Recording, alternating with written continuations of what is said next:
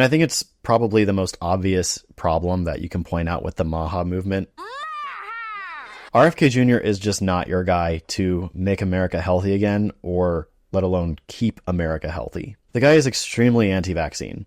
He spent decades telling people that vaccines are dangerous, lying to people about vaccine ingredients, lying to people about the vaccine's effectiveness, lying to people who ended up losing their lives or their children's lives. Take, for example, the measles outbreak in Samoa in 2019. If you ask him about it, he'll say he had nothing to do with it, and he'll even say it was because of faulty vaccines. But what actually happened is that the measles vaccination rate dropped from 74% down to 31% in 2018. But amidst those dropping vaccination rates, RFK Jr. used that as an opportunity to spread misinformation.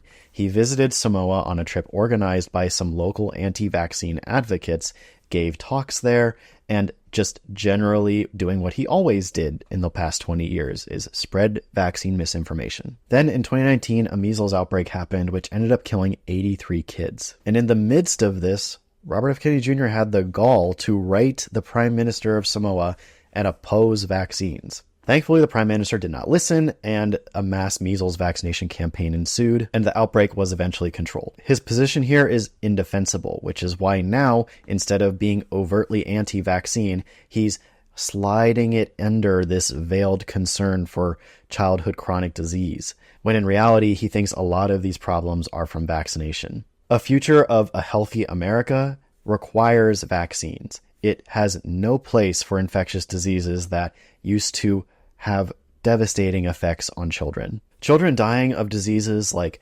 measles or diphtheria, being rendered deaf by diseases like mumps or rubella, being paralyzed by polio, suffering horrible disease from Haemophilus influenza B, getting sent to the hospital with pneumonia from RSV, from flu, from COVID, dying of dehydration from rotavirus. None of these things have a place in a future of a healthy America, especially when they are preventable. But Kennedy would want to tear all of that down under this veiled guise of a concern for children getting autism after vaccines and getting chronic disease from vaccines, none of which has any grounds in scientific literature. It's frankly embarrassing for the human race and ridiculous for podcasts such as Joe Rogan to favorably platform such ideas so confidently when it's just so wrong.